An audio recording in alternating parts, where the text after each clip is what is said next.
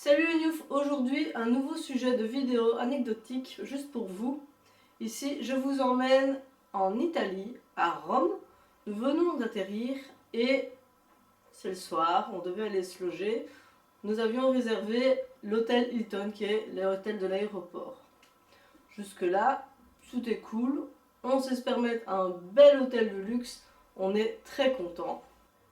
Donc on arrive à l'hôtel, on vient à l'accueil pour s'enregistrer et on n'a pas dû aller beaucoup plus loin pour que les ennuis commencent en réalité. Donc on était moi évidemment, JF et Mathieu qui était tout petit. Donc à l'époque c'est vrai que Philippe n'était pas encore très porté voyage et on ne connaissait pas Vincent. Donc il y avait juste nous trois, c'est vraiment le trio de base des voyages. Et le groupe s'agrandit avec le temps, soit. Donc on arrive à l'accueil et avec un anglais très approximatif, on se présente avec Matthew, qui à l'époque, je sais plus quel âge il a, mais à mon avis il n'avait pas 5 ans. Et évidemment on présente la petite carte d'identité, hop, s'il vous plaît. Le monsieur prend la carte d'identité, puis hop, va se mettre à part et son collègue continue à nous parler en même temps. Entre temps, on entend le collègue de l'autre côté qui a pris le téléphone et le seul mot qu'on comprend c'est le mot policia et bambini. Waouh! Là, waouh! Tout de suite, on a vite fait. On a commencé vraiment à stresser. Vas-y, mais non, non, oh là, c'est quoi ça? On a très vite dû rebondir en mode il se passe quoi là? Mais avec un anglais très approximatif. Donc, je dois expliquer au monsieur, bah, écoute, sur la carte d'identité du gamin, donc il y a tout ce qui est la carte, et puis bah, en bas, il y a le nom des parents. Celui, il a le nom de famille de son papa, et il y a le mien de nom de famille qui est écrit en tout petit. C'est le petit astérix en gros. La mère, accessoirement, elle s'appelle telle personne avec tel nom de famille. Le mec n'avait pas regardé comment je m'appelais, et je dois aussi présenter ma carte d'identité pour prouver que je suis sa mère. Donc en gros, excuse me, I'm this mother, this is my son, look, this is my name, and enfin voilà, c'est la preuve que. Entre temps, bah, on a eu les chocottes. Je me dis, comment ça peut arriver dans un hôtel quand même assez luxe? Parce que là, on s'était fait franchement plaisir, surtout vu ce qu'on a payé, c'était quand même pas donné. De ne pas voir ce genre de choses, c'est leur métier. On est à côté d'un aéroport, donc ce sont les mêmes normes. On est en Europe, donc les cartes d'identité sont les mêmes.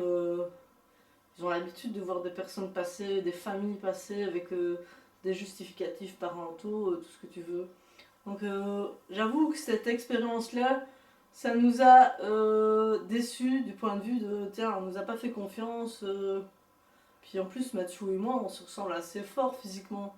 Je vois pas les gars. Bon, après, je comprends le point de vue sécuritaire où ils ont voulu vite dire waouh, ça se trouve, le gosse, il a été kidnappé quoi. Je peux comprendre ça, mais si t'avais regardé de base, si le monsieur il avait regardé de base correctement les papiers, il aurait directement vu que j'étais la maman de Mathieu, on serait pas arrivé là.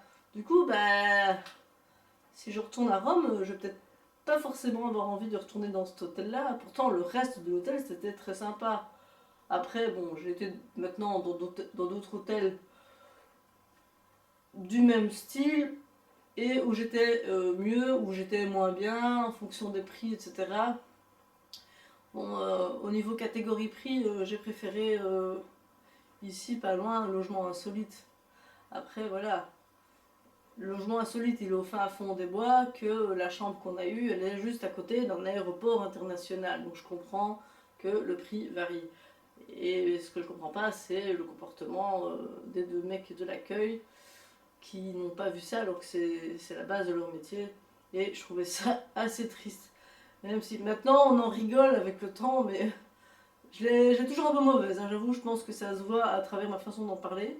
Et voilà, si jamais vous avez des expériences à me raconter, moi je suis tout à fait oui de faire un jour une vidéo là-dessus.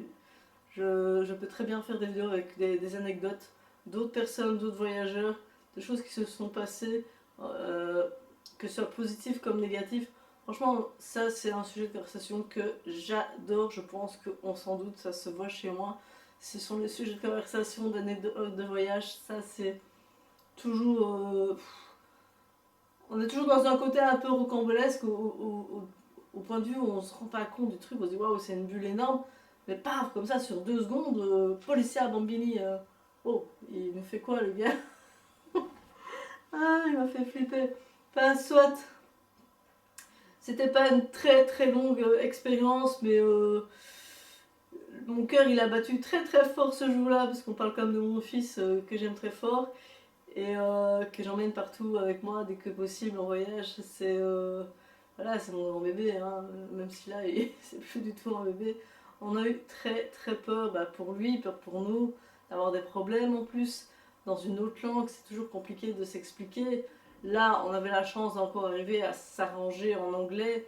Après, ça aurait été dans un pays plus asiatique où ils parlent moins bien anglais. Je sais pas comment ça se serait passé là.